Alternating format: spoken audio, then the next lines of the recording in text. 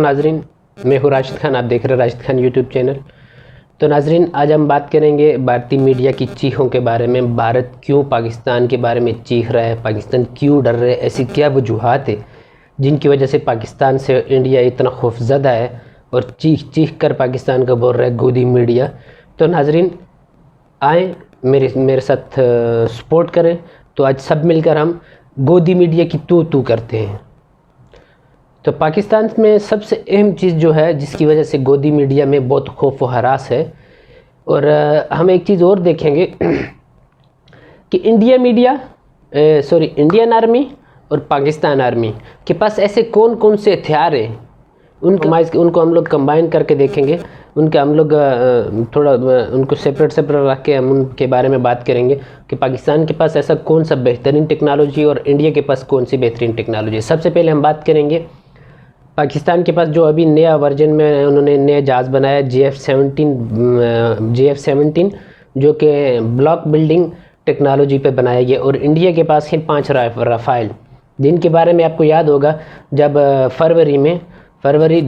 28 फरवरी को पाकिस्तान आर्मी ने उनकी अच्छा करके धुलाई की थी, तो तब इंडियन मीडिया के गोदी मीडिया के मोदी ने कहा था, वज़ीर-ए-आज़म जो है मोदी, उसने कहा था कि काश इस टाइम हमारे पास राफेल होते तो सज्जनों मित्रों तो नतीजा कुछ और होता। तो आ गया राफेल। जब इनको राफेल मिले तो इन्होंने चीख चीख कर बोल रहे थे राफेल आ गया, अब हम पूरी दुनिया पर राज करेंगे। इनकी गोदी मीडिया की रिपोर्टिंग आप देखोगे तो आपको पता चलेगा कि ये कितने जाहिल तरीन लोग हैं, कितने पागल। ये लोग तालीम हासिल ज़रूर करते हैं। ये वो लोग हैं जो आंखें तो हैं लेकिन अंधे हैं, कान तो हैं लेकिन बहरे हैं, सुन नहीं सकते। ये वो लोग हैं। तो मैं आपको इसमें चंद एक क्लिप दिखाऊंगा इंडिया मीडिया की रिपोर्टिंग का, वो क्या कह रहे हैं। एक क्लिप देखने के बाद हम लोग फिर आगे बढ़ेंगे। आज वीडियो पूरी देखना क्योंकि बहुत ही ज़बरदस्त होने वाली है, और साथ में मेरा चैनल भी सब्सक्राइब कर देना अगर आप सब्सक्राइब करना चाहें, लेकिन वीडियो को स्किप मत करना। तो ये क्लिप देखते हैं क्या बोल रहे हैं। पाकिस्तान के इरादों पर सवाल उठा रहे हैं, लेकिन इसकी भनक एजेंसियों को भी है कि पाकिस्तान अपनी सैन्य ताकत को 2025 तक कई गुना बढ़ाने के लिए किसी भी हद। तो ये है गोदी मीडिया, इसको बोलते हैं गोदी मीडिया, जिन्हों को ऐसा लगता है जैसे पाकिस्तान अभी जाकर उधर से पकड़ेगा और गर्दन काट देगा, इतने खौफ व हरास में हर वक्त रहते। पाकिस्तान अल्लाह की एक बहुत बड़ी नियामत है, और पाकिस्तान में हम मुसलमानों के दिलों में मौत का खौफ नहीं है। हमारी जो आर्मी है वो बुज़दिल आर्मी नहीं है, उनके पास स्किल भी है, उनके को अल्लाह ने उनके दिलों में सीनों में ईमान रखा हुआ है, और वो शहादत को अपना क्या बोलते हैं अच्छा नसीब समझते हैं। और जो इंडियन मीडिया है, जो इंडियन आर्मी है, उनके आप हालात देखें बॉर्डरों पे क्या चल रहा है। बेचारे रो रो के बोल रहे हैं। उनमें ये क्या बोलते हो, नस्लों का ऊंचा होना और छोटा होने का ये बहुत बड़ा प्रॉब्लम है, सबसे बड़ा प्रॉब्लम है। क्योंकि जो ब्राह्मण हैं, वो नीच जात के जो लोग हैं हिंदू, उनको अपने पास बैठने नहीं देते, उनको अपनी मेसों में जाके खाना नहीं खाने देते। जबकि हमारे पाकिस्तान में ऐसा नहीं है। हम एक अल्लाह को मानने वाले हैं, हम एक अल्लाह को मानने वाले, एक इमाम के पीछे नमाज़ पढ़ने वाले। कोई गोरे को काले पर या काले को गोरे पर कोई फोकियत नहीं है। हमारे यहाँ सिर्फ वही इम्तियाज़ी है, वही बड़ा है जो अल्लाह ने फरमाया कि किसी गोरे को काले पर और किसी कारे को गोरे पर कोई फोकियत हासिल नहीं है, मासवाई इम्तियाज़ जो लोग इबादत गुजार हैं उनके तक़वे पर इसको सब कुछ रखा। तो यहाँ पर फिर हम दूसरा क्लिप देखेंगे इंडियन मीडिया का, जो कि इमरान खान के बारे में कुछ कह रहे हैं, और एटम बम का खौफ है उनको। वो एटम बम से इतने डरे हुए हैं कि कुछ भी बोले जा रहे हैं। अपने चैनल की रेटिंग के लिए और मोदी के बात को आगे बढ़ाने के लिए कुछ भी बोलते जा रहे हैं। उनको कुछ समझ में ही नहीं आ रहा। वो इतनी सी बात को भी जब टीवी पे आके बताएंगे तो इतना बड़ा पतंगड़ बना के बताएंगे। चलो देखते हैं ये क्लिप। हंसना नहीं, हंसना माना है। इमरान एटम बम फोड़ेगा, सन की किम मिसाइल छोड़ेगा, परमाणु युद्ध के 2 खलनायक। तो आपने देखा होगा ये कैसे चीख चीख के बोल रहा है।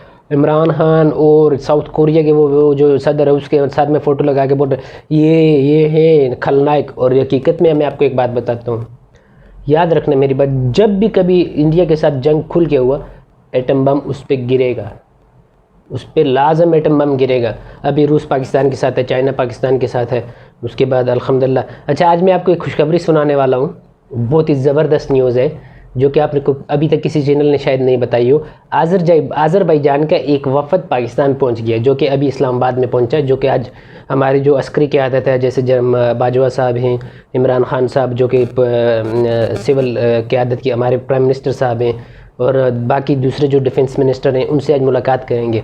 और वो किस मामले में वहाँ गए?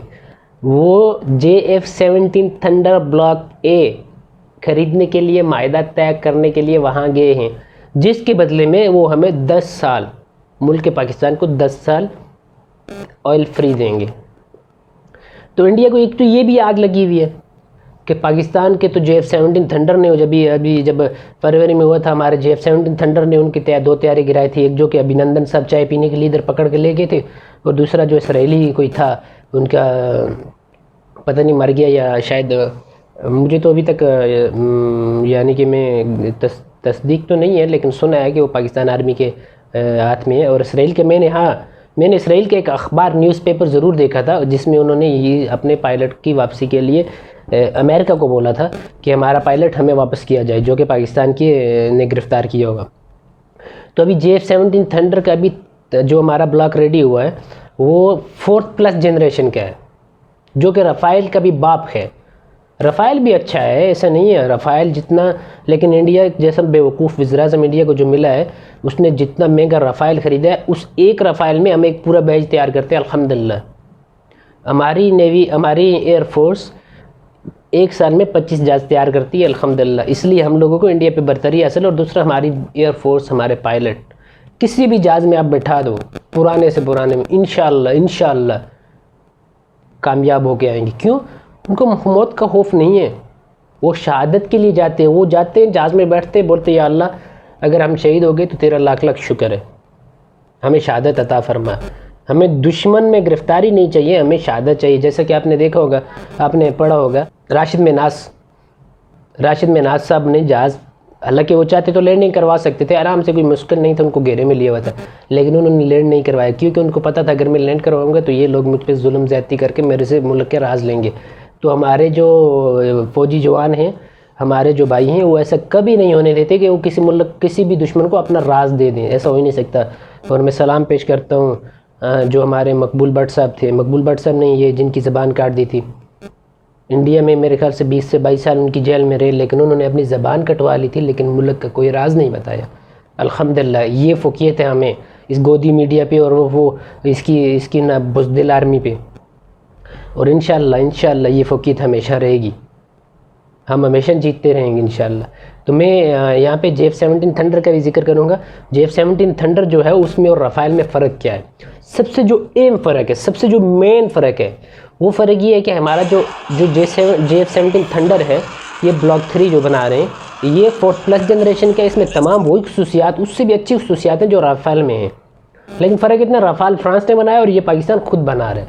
एक रफ़ाल इंडिया ख़रीदेगा, हम उसके बदले में पूरा एक बैच तैयार कर लेंगे अल्हम्दुलिल्लाह। और दूसरी बात ये कि ये ब्लॉक बिल्ड टेक्नोलॉजी के तहत बनाया गया।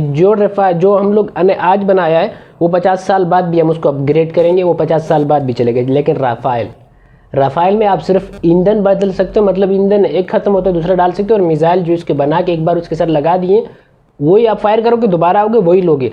लेकिन उसके लिए भी आपको करोड़ों अरबों डॉलर चाहिए फ्रांस से खरीदने के लिए, क्योंकि मिसाइल तो इसका अपना है नहीं है, गोदी का तो अपना है नहीं है, ऐसे बढ़ के मार रहे हैं। रफ़ाइल आगे, बड़े परिंदे आगे, तो इनको बड़े परिंदों का जवाब भी इनको पूरी दुनिया ने इनका इतना मजाक उड़ाया था, इनको समझ नहीं आती, इनको शर्म नहीं आती।